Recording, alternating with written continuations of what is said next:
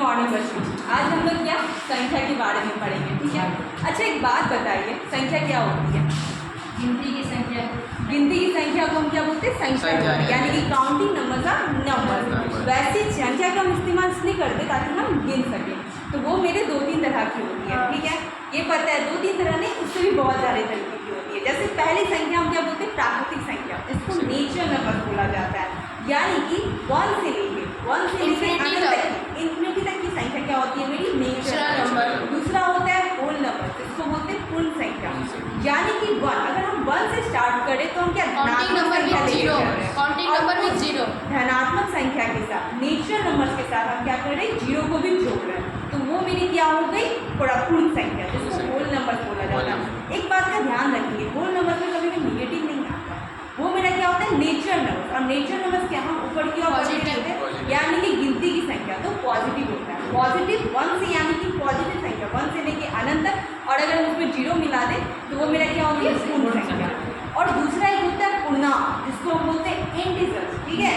यानी कि negative number, यानी कि निगेटिव नंबर, पॉजिटिव नंबर और जीरो, इन सबको मिला देंगे तब मेरा क्या होता है? पूर्णांक।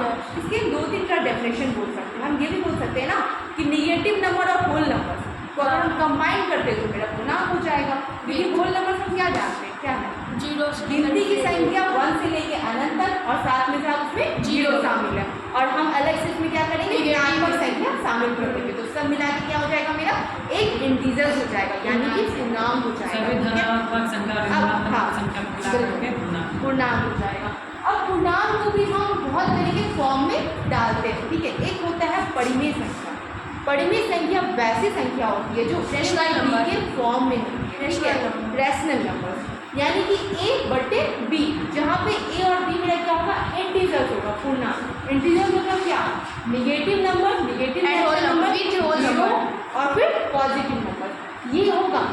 लेकिन जो नीचे में B है, यानी कि हर, वो मेरा कभी भी जीरो नहीं होगा।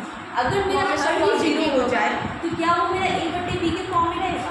नहीं पॉसिबल है, जीरो हो जाएगा। अगर मान लो 2/0 करते तो उसका मतलब क्या होगा? 2। तो ये क्या A/B के फॉर्म में है? नहीं है ना। तो इसीलिए वो मेरा पूर्णांक नहीं हो पाएगा, यानी कि वो मेरा एक परिमेय संख्या नहीं हो सकता। तो परिमेय संख्या मतलब क्या? जहाँ पे देखिए यहाँ पे जैसे -1/2, यानी कि 1 मेरा क्या है? अंश और 2 मेरा हर। यहाँ पे देखिए निगेटिव लगा हुआ है। हम बोल रहे हैं ना कि निगेटिव भी शामिल होना चाहिए। ये मेरा क्या है? इंटीजर्स है, यानी कि ये पूर्णांक नंबर है। लेकिन यहाँ पे क्या 2 बराबर है 0 के? नहीं ना। तो इसीलिए ये मेरा क्या हो गया? Rational number. हम यहाँ पे जीरो देख रहे हैं, हम जीरो को भी परिमेय संख्या में शामिल कर रहे हैं। क्यों? आप बोलोगे कि सर नाम ऊपर में तो 0 है, लेकिन यहाँ पे हम देख रहे हैं कि अंश में 0 है। किसमें है? अंश में 0। हर में हम क्या डालेंगे? हर में हम क्या डालेंगे? 1 डालेंगे। तो अंश 0, हर मेरा 1, यानी कि अंश मेरा 0 हो सकता है ऊपर वाली संख्या, लेकिन नीचे वाली संख्या हमेशा क्या होगी? नहीं भी डालें तो चलेगा, क्योंकि वो 1 ही रहता है ना। नहीं भी डालेंगे तो क्या मतलब होता है? 1। जैसे अगर हम यहाँ पे पॉजिटिव 1/2 दे, 1 3/2 2 दे, तो इसके ऊपर कौन सा साइन छिपा? प्लस साइन कौन सा? पॉजिटिव लिखे तो नहीं है ना। वैसे ही अगर 0 दे रहे हैं ऊपर में, तो अगर कुछ भी नहीं रहता है तो नीचे में क्या रहता है? 1। लेकिन ये 0 क्या हम किसी के हर में डालें? देखिए यहाँ पे इतनी सारी संख्या नहीं, तो हर में कभी भी 0 नहीं होगा, अंश में 0 हो सकता है। ये मेरी क्या होती है? पूर्णांक। अब यहाँ पे देखिए, ये मेरा एक ग्राफ है, जैसे इसको बोलते हैं x1 पाई जाती। जैसे ये मेरा घर है, ठीक है। ये मेरा क्या है? एक आयत शेप का एक बिल्डिंग है, एक रूम बनाया गया है, ठीक है। यहाँ पे छेटी, जिसको बोलते हैं हॉरिजॉन्टल लाइन, ठीक है। और एक होता है वर्टिकल लाइन। ये जो हॉरिजॉन्टल लाइन होता है, ये जो कोण होता है, ये कितने डिग्री का होता है? 180 डिग्री का। यानी कि अगर हम एक सीधी रेखा को तय करें तो सीधी रेखा के लिए क्या? 180 डिग्री की कोण चाहिए, एंगल चाहिए। और अगर इसके ऊपर अगर हम लंबा देखें 90 डिग्री, तो ये मेरे कौन सा कोण बनाएगी? 90 डिग्री, ठीक है। और अगर हम इस पूरे सूर्य को चारों तरफ से 360 डिग्री, कौन सी कोण? 360 डिग्री। अब यहाँ पे देखिए पॉजिटिव 1/2 है, 1 है, 3/2 2। तो यानी कि सारा धनात्मक मेरा आगे बढ़ रहा है, और ऋणात्मक देखिए -1/2 -1 -3/2 -2, ठीक है। लेकिन इस ग्राफ में हम एक चीज़ देखेंगे, यहाँ पे मेरा 1 है और यहाँ पे क्या 1/2 है, ये 3/2 है। इसका मतलब क्या? 1/2 मतलब क्या? इसको हम बोलते, देखिए एक चीज़ ठीक है, Yes, ma'am. Ratio and proportion, ठीक है, ये एक अलग कंसेप्ट है जो कि आप आगे की क्लास में पढ़ेंगे। और एक होता है किसी का एक भाग, जैसे 1/2 है, यानी कि अगर किसी चीज़ का हम 2 भाग करें तो उसमें से एक भाग को हम चूज करें। मानो ये मेरी पूरी एक भाग है पे, इसको हम बीच से तोड़ दें, ठीक है, या बीच में तोड़ दें तो ये 2 भाग बढ़ जाएंगे, Yes, एक ma'am. ये एक ये, ठीक है। तो इसके सिर्फ इस भाग को हम क्या बोलते हैं 1/2, क्योंकि 2 भाग का हम एक लेते हैं, ठीक है। लेकिन ये तो मेरा पूरा एक है, यानी कि एक मेरा बड़ा और 1/2 क्या मेरा छोटा, छोटा हुआ ना।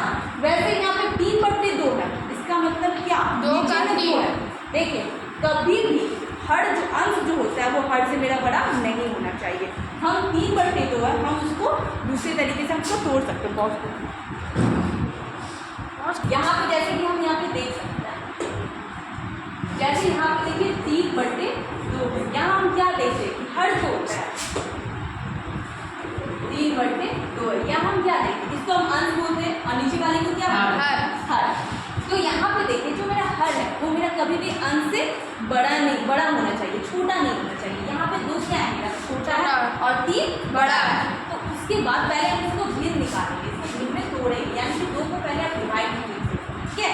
तो 2 1 का 2, रिमाइंडर क्या बचेगा 1, यानी कि मेरा भागफल क्या हुआ 1 बचा, 1/2 शेषफल 1, ये यहाँ पे आ गया। तो रेशियो जो भिन्न है मेरा क्या हो गया 1/2, ठीक है। अगर हमको ग्राफ में निरूपित करना होगा तो हम वो कैसे करेंगे, यहाँ देखिए जैसे ये मेरा ग्राफ होगा, ठीक है, ये मानिए मेरा x हो गया, ये मेरा y और ये मेरा z, ठीक है। यहाँ पे हमारा क्या माना है था 1/2, इसको हम मान लीजिए 3/2। क्या हम इस तरीके से बदल सकते हैं? इसका मतलब क्या हुआ कि एक शामिल है और एक के साथ मिला क्या आधा शामिल है, यानी कि 1.5 शामिल है।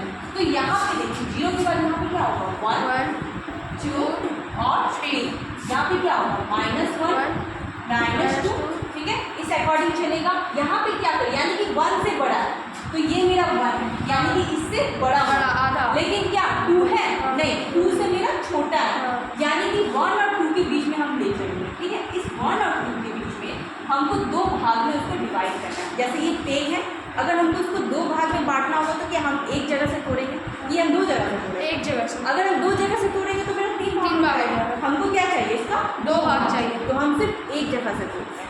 तो वैसे ही 1 और 2 के बीच में हमें कितना चाहिए 2 भाग चाहिए, तो हम सिर्फ एक जगह यहाँ से तोड़ते हैं, ठीक है।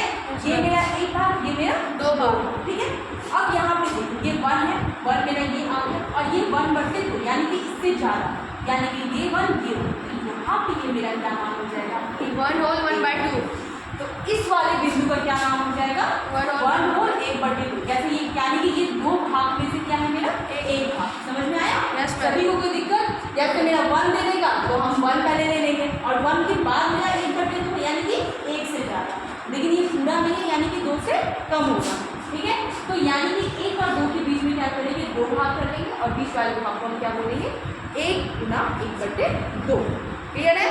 तो इस तरीके से जो पूर्णांक होता है उसको हम ग्राफ में निरूपित करते हैं, इसी के एक तरीके से निरूपित करते हैं। हम आगे भी सीखेंगे कैसे कि आप बच्चों लोग करो पहले 4/3 को अगर आप निरूपित करो तो कॉपी में निकालो और सब निरूपित मैम 1/3